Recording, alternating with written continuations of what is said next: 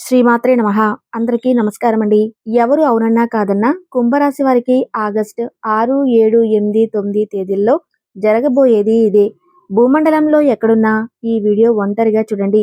అసలు ఆగస్టు 6, 7, 8, 9 తేదీల్లో ఉన్నటువంటి ఆ ప్రత్యేకత ఏంటి? మరి ఈ 4 రోజులలో జరగబోయే ఈ పరిణామంతో కుంభరాశి వారి జీవితంలో ఎటువంటి మార్పులు చోటు చేసుకోబోతున్నాయి? మరి ఈ వీడియోని వాళ్ళు ఒంటరిగా ఎందుకు చూడాలి? మరి ఈ వీడియో ద్వారా వాళ్ళు ఎటువంటి విషయాలను తెలుసుకోబోతున్నారు? ఈ పూర్తి అంశాలన్నీ కూడా ఇప్పుడు ఈ వీడియో ద్వారా తెలుసుకుందాం. కాబట్టి ఈ వీడియోని ఎక్కడా కూడా స్కిప్ చేయకుండా చివరి వరకు చూడండి. అప్పుడే మేము మీకు ఏం చెబుతున్నామో పూర్తిగా అర్థమవుతుంది. అలాగే జై శ్రీరామ్ అని కామెంట్ చేయండి. గ్రహగతుల ఆధారంగా ఒక్కొక్క రాశిలో ఒక్కొక్కసారి మార్పులు చోటు చేసుకుంటూ ఉంటాయి. ఈ మార్పుల వలన ఆ గ్రహాల యొక్క చేంజెస్ ఏవైతే ఉంటాయో అవన్నీ కూడా ఈ యొక్క రాశులకి ఎఫెక్ట్ అవుతూ ఉంటాయి. మరి కుంభరాశి వారికి 4 రోజులలో జరగబోయేటువంటి కొన్ని గ్రహాలలోని మార్పుల వలన ఊహించని పరిణామాలు అనేవి చోటు చేసుకోబోతున్నాయి.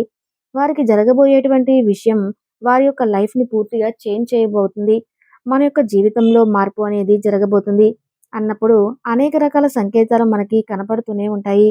ఈరోజు నేను మీతో మాట్లాడటానికి వచ్చింది ఒక జ్యోతిష్కురాలిగా కాదు, మీలో ఒకడిగా, మీ బాధను అర్థం చేసుకున్న ఒక స్నేహితురాలిగా, మీ కన్నీళ్లను చూసిన ఒక సోదరిలా, గడిచిన 6, 7 సంవత్సరాలుగా మీరు పడుతున్న ఆవేదన, అనుభవిస్తున్న అగ్ని పరీక్ష, మోస్తున్న భారం ఇవన్నీ మాటల్లో వర్ణించలేనివి.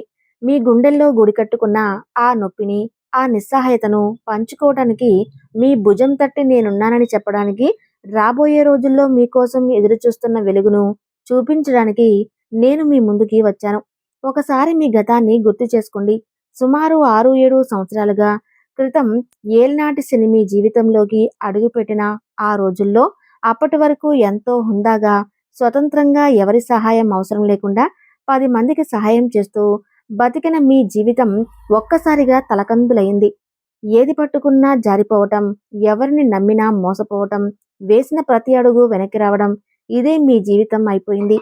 శని భగవానుడు మీ వ్యయ స్థానమైన మకర రాశిలోకి ప్రవేశించినప్పుడు మొదలైంది ఈ కష్టాల కడలి.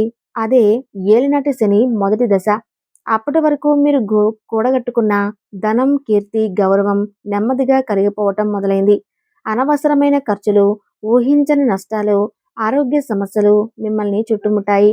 రాత్రులకు రాత్రులు నిద్ర కరువైంది. రాత్రులకు రాత్రు ఎన్నో బాధలు. ఎందుకిలా జరుగుతుంది? నేనేం పాపం చేశాను? నాకే ఎందుకు ఈ శిక్ష అని మిమ్మల్ని మీరు ప్రశ్నించుకున్న రోజు లేదు. మీ చుట్టూ ఉన్న ప్రపంచం మిమ్మల్ని ఒంటరిగా చేసింది.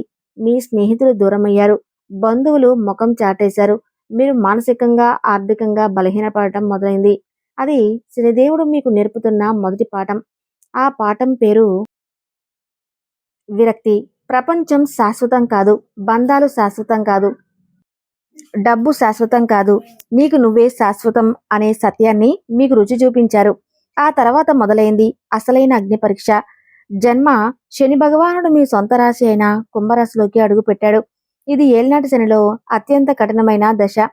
ఇక్కడ దెబ్బలు బయట నుండి కాదు, లోపల నుండి తగులుతాయి. మిమ్మల్ని మీరే అనుమానించుకునేలాగా, మీ సామర్థ్యంపై మీకే నమ్మకం పోయేలా పరిస్థితులు సృష్టించబడ్డాయి. మీరు ఎంత మంచి చేసినా చెడుగానే కనిపించింది. మీరు ఎంత నిజాయితీగా ఉన్నా మీపైనే నిందలు పడ్డాయి. ఆ సమయంలో జరిగిన అవమానాలు గుర్తు చేసుకోండి. 10 మందిలో తలదించుకోవాల్సిన పరిస్థితులు, మీరు చేయని తప్పుకు నిందలు మోయాల్సిన దుస్థితి, మీ విలువను గుర్తించకుండా మిమ్మల్ని చులకనగా చూసిన సందర్భాలు ఒక్కొక్కటిగా మీ గుండెల్లో ముళ్ళులా గుచ్చుకొని ఉంటాయి. మీ ఆత్మగౌరవాన్ని దెబ్బతీశాయి. కుంభరాశి వారికి ఆత్మగౌరవమే ప్రాణం. ఆ ప్రాణంపైనే దెబ్బ కొట్టారు. శని ఎందుకు తెలుసా? మీలో ఉన్న అహాన్ని, నేను అనే గర్వాన్ని పూర్తిగా నాశనం చేయడానికి, నేను గొప్ప, నేను తెలివైన వాడిని అనే భావనను తొలగించి, నేను ఈ విశ్వంలో ఒక అణువును మాత్రమే అనే నాలెడ్జ్ని అందించడానికి. ఇదే సమయంలో మీపై జరిగిన కుట్రలు, కుతంత్రాలు అన్నీ ఇన్ని కావు. మీరు మనస్ఫూర్తిగా నమ్మిన వ్యక్తులే మీకు వెన్నుపోటు పొడిచారు. మీ ఎదుగుదలను ఓర్వలేని వాళ్ళు మీ పతనానికి ప్రణాళికలు వేశారు. మీ బలహీనతలను ఆసరాగా చేసుకొని మిమ్మల్ని దెబ్బతీయాలని చూశారు. మీ చుట్టూ ఒక విషవలయాన్ని సృష్టించారు. ఎవరిని నమ్మాలో, ఎవరిని నమ్మకూడదో తెలియని ఒక అయోమయ స్థితి. మీరు ఆడిన ప్రతి నాటకంలోనూ మీరు ఓడిపోయేలా చేశారు. మీ స్నేహితులే శత్రువులయ్యారు. మీ ఆప్తులే పరాయి వారయ్యారు. ఇది శనిదేవుడు మీకు నేర్పిన రెండో పాఠం. ఆ పాఠం పేరు జాగ్రత్త. మనుషులను ఎలా అంచనా వేయాలో, ఎవరిని ఎంతవరకు నమ్మాలో, ఎవరితో ఎంతవరకు స్నేహం చేయాలో ఆచరణాత్మకంగా చూపించాడు. ఇక మీకు జరిగిన మోసాల గురించి ఎంత చెప్పినా తక్కువే. ఆర్థికంగా మోసపోయారు, మానసికంగా మోసపోయారు, నమ్మకం విషయంలో మోసపోయారు. మీరు ప్రాణం పెట్టిన ప్రేమించిన వాళ్ళు మిమ్మల్ని అర్థం చేసుకోలేదు. మీరు అండగా నిలబడిన వాళ్ళు మీకు అవసరమైనప్పుడు చేయి విడిచిపెట్టారు. డబ్బు రూపంలో, మాట రూపంలో, ఆస్తి రూపంలో ఎన్నో మోసాలు. ఈ మోసాలు మిమ్మల్ని రాటు తేల్చాయి. పైకి కనిపించే ముఖం వెనుక ఇంకో ముఖం ఉంటుందని, చెప్పే మాటలకు చేసే పనులకు సంబంధం ఉండదని మీకు అనుభవపూర్వకంగా నేర్పించాయి. ఇది శని నేర్పిన మూడో పాఠం. ఆ పాఠం పేరు అనుభవం. ఈ అనుభవం ప్రపంచంలోని ఏ విశ్వవిద్యాలయంలో ఇవ్వలేనిది. ఈ 6 ఏళ్లలో మీరు అనుభవించిన ప్రతి బాధ, ప్రతి కన్నీటి చుక్క, ప్రతి అవమానం, ప్రతి మోసం ఇవన్నీ మిమ్మల్ని బలహీనపరచడానికి కాదు, మిమ్మల్ని ఒక వజ్రంలా మార్చడానికి జరిగిన ప్రక్రియ. నిప్పులో కాలితేనే బంగారం శుద్ధి అవుతుంది. తీవ్రమైన ఒత్తిడికి గురైతేనే బొగ్గు వజ్రంగా మారుతుంది. శని భగవానుడు మిమ్మల్ని ఆ నిప్పులో కాల్చాడు. ఆ ఒత్తిడికి గురిచేశాడు. ఎందుకంటే మీరు మామూలు మనుషులు కారు. మీరు కుంభరాశి వారు. కుంభరాశి వారి లక్షణాలు ఏమిటి? మీరు మానవతావాదులతో సమాజం బాగుండాలని కోరుకుంటారు. మీకు విశాలమైన దృక్పథం ఉంటుంది. మీరు తత్వవేత్తలో, ఆలోచనాపరులు, 10 మందికి మార్గాన్ని చూపించగలగా సత్తా ఉన్నవారు. మీరు స్వతంత్రులు. ఎవరిని తలవంచని ఆత్మస్థైర్యం మీ సొంతం. కొత్తదనాన్ని కోరుకుంటారు. న్యాయానికి, ధర్మానికి కట్టుబడి ఉంటారు. కానీ మీలో ఉన్న చిన్న లోపం ఉంది. మీరు మనుషులను త్వరగా నమ్మేస్తారు. మీ భావాలను సరిగా వ్యక్తపరచలేరు. కొన్నిసార్లు అందరిలో ఉన్న ఒంటరిగా ఫీల్ అవుతారు. శనిదేవుడు ఈ 6 ఏళ్లలో మీలోని ఈ బలహీనతలే లక్ష్యంగా చేసుకున్నాడు. మీ మానవత్వాన్ని పరీక్షిస్తూనే మనుషుల నిజస్వరూపాలను చూపించాడు. మీ స్వతంత్ర భావాలకు సంకెళ్లు వేసి సహనం యొక్క విలువను నేర్పించాడు. మీ న్యాయస్పృహను దెబ్బతీసి లోకంలో న్యాయం ఎంత కఠినంగా ఉంటుందో చూపించాడు. ఇప్పుడు గతః ఆ చీకటి రోజులు ముగిసిపోయాయి. ఇప్పుడు మీరు ఏలినాటి శని యొక్క చివరి దశలోకి అడుగుపెట్టారు. శని భగవానుడు మీ రాశి నుండి 2వ స్థానమైన మీనరాశిలోకి సంచరిస్తున్నాడు. దీనినే పాదశని అంటారు. ఇది కష్టాల నుండి గట్టెక్కే సమయం. పరీక్షలు రాసి ఫలితాల కోసం ఎదురు చూసే సమయం. ఇప్పటి వరకు మీరు నేర్చుకున్న పాఠాలను ఆచరణలో పెట్టాల్సిన సమయం 2వ స్థానం. దీనికి సంకేతం. కుటుంబానికి, ధనానికి వాక్కు సంకేతం. అంటే ఈ చివరి 2.5 సంవత్సరాల్లో శనిదేవుడు ప్రభావం ఈ 3 అంశాలపై ఎక్కువగా ఉంటుంది. మొదటిగా ధనం. గతంలో లాగా ధనం ఊహించిన విధంగా ఆవిరైపోదు. కానీ ధన సంపాదనకు కాస్త ఆలస్యం జరుగుతుంది. మీరు 10 రూపాయలు సంపాదించాలంటే 100 రూపాయల కష్టం చేయాల్సి ఉంటుంది. డబ్బు చేతికి వచ్చినట్టే వచ్చి జారిపోతుంది. అంటే మీరు ఈ సమయంలో డబ్బు విలువను పూర్తిగా అర్థం చేసుకుంటారు. ప్రతి రూపాయిని ఎలా ఖర్చు పెట్టాలో, ఎలా పొదుపు చేయాలో నేర్చుకుంటారు. భవిష్యత్తుకు బలమైన ఆర్థిక పునాదులు వేసుకోవడానికి ఇది సరైన సమయం. శనిదేవుడు మీకు నేర్పిన పాఠాలతో పాటు మీరు ఇప్పుడు డబ్బును సరిగా నిర్వహిస్తారు. గతంలో లాగా అనవసరమైన ఖర్చులు చేయరు. ఇతరులకు గుడ్డిగా నమ్మి పెట్టుబడులు పెట్టరు. మీ ఆర్థిక క్రమశిక్షణకు ఇది ఒక పరీక్ష.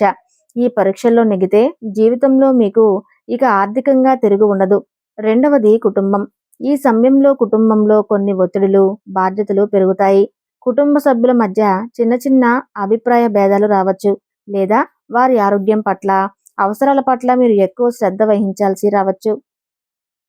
ఇక ఆగస్టు 6 బుధవారం రోజున చంద్రుడు పూర్తిగా మీ 6వ ఇంట్లోనే సూర్యుడు బుధుడితో కలిసి ఉంటాడు. కాబట్టి 5వ తారీఖు మధ్యాహ్నం నుండి మొదలైన ప్రభావాలే ఈ రోజంతా కొనసాగుతాయి. ఈ రోజు పూర్తిగా సేవ, బాధ్యత, సమస్యల పరిష్కారానికి అంకితమైన రోజు. ఉద్యోగస్తులకు ఇది ఒక సవాలుతో కూడుకున్న రోజైనా మీ సామర్థ్యాన్ని నిరూపించుకోవడానికి ఒక గొప్ప అవకాశం కూడా. మీపై ఉన్న పని ఒత్తిడిని, సమస్యలను మీ తెలివితేటలతో, మీ నాయకత్వ లక్షణాలతో పరిష్కరించి పై అధికారుల మన్ననలను పొందుతారు. ఇది కష్టపడి పనిచేయాల్సిన రోజు. వ్యాపారస్తులు అప్పుల వ్యవహారాలు, చట్టపరమైన సమస్యలు, శత్రువులకు సంబంధించిన విషయాలను పరిష్కరించుకోవడానికి ఈ రోజును ఉపయోగించుకోవచ్చు. మీ బుద్ధి బలంతో క్లిష్ట పరిస్థితుల నుండి బయటపడగలరు. ఆరోగ్యం విషయంలో ఈరోజు మరింత జాగ్రత్త అవసరం. మానసిక ఆందోళన, జీర్ణ సమస్యలు, అలసట వంటివి మిమ్మల్ని ఇబ్బంది పెట్టవచ్చు. విశ్రాంతికి తగిన సమయం కేటాయించాలి. అనవసరమైన ప్రయాణాలు చేయకపోవటం మంచిది. కుటుంబ జీవితం, ప్రేమ జీవితం, వైవాహిక జీవితంలో ఈరోజు కొంచెం నిరాశ ఎదురు కావచ్చు. మీ మనసు పని మీద ఉండటం వల్ల మీ ఆప్తులకు తగిన సమయం కేటాయించలేకపోవచ్చు. దీనివల్ల వారు మిమ్మల్ని అపార్థం చేసుకునే అవకాశం ఉంది. కాబట్టి ఎంత పని ఒత్తిడి ఉన్నా మీ వాళ్ళతో కాసేపు ప్రేమగా మాట్లాడటానికి ప్రయత్నించండి. మీ మాటల్లో కఠినత్వం లేకుండా చూసుకోండి. 2వ ఇంట్లో ఉన్న శనిదేవుడు వాక్స్థానాన్ని ప్రభావితం చేస్తున్నాడు. 6వ ఇంట్లో ఉన్న గ్రహాలు వాదనలకు దారితీస్తాయని గుర్తుంచుకొని అత్యంత సంయమనంతో వ్యవహరించాలి. కుంభరాశులారా, ఒకసారి ఈ 4 రోజులను గమనించుకుంటే ఆగస్టు 6, 7 తేదీలు మీ మేధస్సుకు, ఆనందానికి, ప్రేమకు సంబంధించిన రోజులు. ఆ రోజుల్లో మీకు లభించే పాజిటివ్ ఎనర్జీ పూర్తిగా ఉపయోగించుకోండి. ఆగస్టు 8వ మధ్యాహ్నం నుండి మీకు సానుకూలంగా ఉండబోతుంది. మీ బాధ్యతలకు, పనికి, ఆరోగ్యానికి సంబంధించిన రోజుల్లో మీకు లభించే పాజిటివ్ ఎనర్జీని పూర్తిగా ఉపయోగించుకోండి. ఆగస్టు 6 మధ్యాహ్నం నుండి 7 వరకు కూడా మీ బాధ్యతలకు, మీ సహనానికి, మీ ఓపికకు, పనికి, ఆరోగ్యానికి సంబంధించిన రోజులో ఆ రోజుల్లో ఓపికతో, సహనంతో, తెలివితో వ్యవహరించాలి. గుర్తుంచుకోండి. నాడులు బలంగా ఉన్నాయి. గురువు 5వ ఇంట్లో, శుక్రుడు 4వ ఇంట్లో ఉండటం అనేది ఒక పెద్ద వరం. ఇవి మీకు నాలెడ్జ్ని, సుఖాన్ని, సంతోషాన్ని ఇస్తూనే ఉంటాయి. శని, రాహికోతులు కుజుడు పెట్టే పరీక్షలను ఎదుర్కోవటానికి అవసరమైన శక్తిని, వివేకాన్ని ఈ గురు శుక్రులే మీకు అందిస్తాయి.